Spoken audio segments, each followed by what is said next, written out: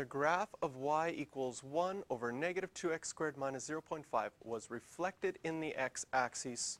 So again, when you see reflected in the x-axis, I want you to write down and think, what does that mean? What's going to get multiplied by negative? By negative 1. Multiply what? By negative 1. It's going to be the y. Okay? And I do this every single time. I know I've done, like I should probably have it memorized by now, but I always figure it out. I draw my x-axis with my arm, and I take a point, and I imagine changing it down. And then I say, what changes? If I have a point here and I go down here, does my y value change or does my x value change? My y value changes. So that tells me I need to multiply my y value by negative 1. And I figure that out first before I write my function notation. That negative would be outside of my function if it's affecting my y value.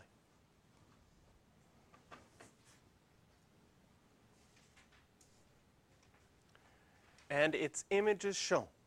Okay? Sometimes when you think in the middle of a question, after you write down what you're thinking, it's probably actually a good thing to start reading it again from the beginning. The graph of blah, blah, blah was reflected in the x-axis and its image shown. So this isn't the original equation. We don't have this picture. I'm going to put a blue box around this one.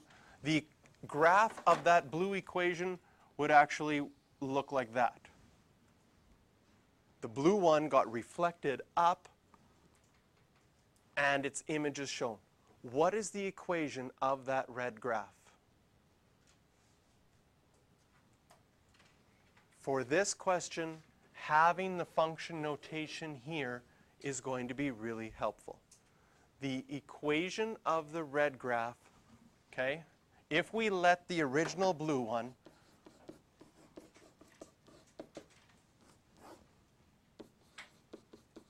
if we say the original blue one is f of x, then our red one is negative f of x. What does that negative mean? That negative is outside the function.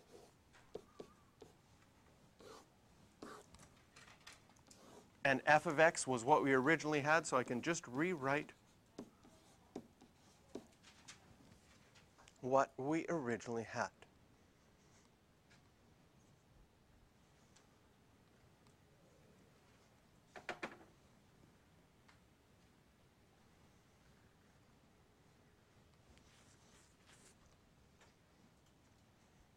Now, if you left your answer like that, it would be right.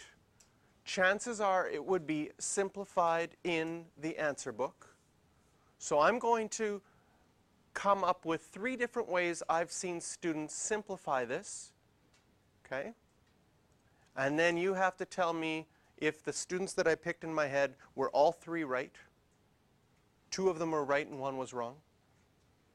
2 of them were wrong and only 1 is right. Or all 3 don't have a clue what's going on, and they're all wrong. So these are the 3 students and the 3 different simplifying things that they did. Student number 1, who was wearing a blue shirt. Student number 1 who was wearing a blue shirt said, ooh, I have a negative. I'm just going to multiply that to the 1 at the top. And I'm going to write this as negative 1 over negative 2x squared minus 0.5. That's student number 1, wearing a blue shirt. Student number 2 was wearing a black shirt. Ooh, there's a negative outside. I know I have to distribute. I'm going to multiply the negative by everything. So I get negative 1 over 2x squared plus 0.5. And student number 3 was wearing purple or orange? What do you feel? Purple? Student number 3 was wearing a purple shirt.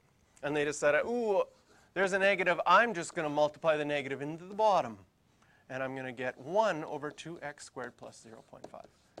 Because I'm a positive person, so I like positive numbers. Blue, black, and purple.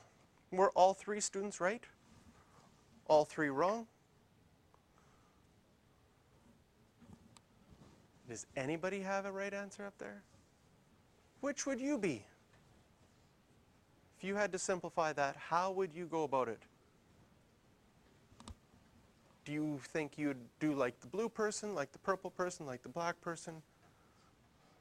No, Mr. JR, I just turned to the back of the book and copied the answer.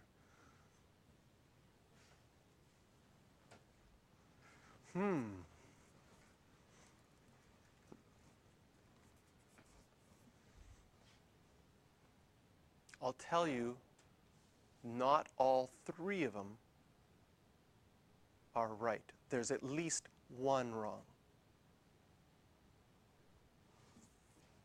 So now you have to say, with confidence, which one, if you had to pick one to be wrong. There might be more that are wrong. I'm not going to say that yet. But which one do you think did the wrong algebra for multiplying by that -1? Okay, so I was going to do right hand blue, left hand black, and then, but we don't have another hand. Foot, okay, foot for purple. So if you think the blue one is wrong, you put up your right hand. If you think the black one is wrong, you put up your left hand. If you think the purple one is wrong, stick your foot up in the air. You have 5 seconds. And you have to make a decision because at least one of them is wrong. So what did I say again? Right hand was which? Blue?